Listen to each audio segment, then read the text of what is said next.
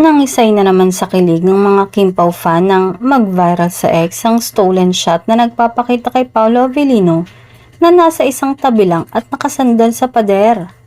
Pinost ang video na nagpapakita sa isang lalaking nakatalikod na nakasandal sa pader ng isang cinema hall at nanonood lang sa mga tao na parang may pinagkakaguluhan.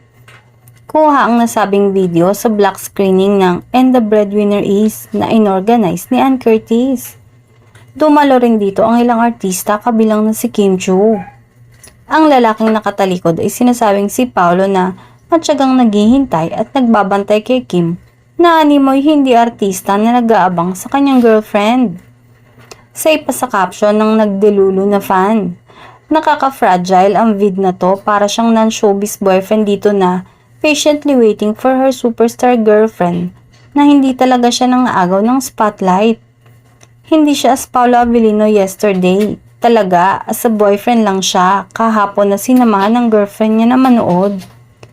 Kasama ni Kim si Paolo sa nasabing black screening bilang date escort para suportahan ang co-host nito sa It's Showtime na si Vice Ganda na siyang bida ng movie. Posibleng hinarang pa si Kim ng mga fans at hinayaan lang ni Paolo na makipag-interact ang leading lady niya sa lalabas na pelikula ngayong February 12, 2025, ang My Love Will Make You Disappear.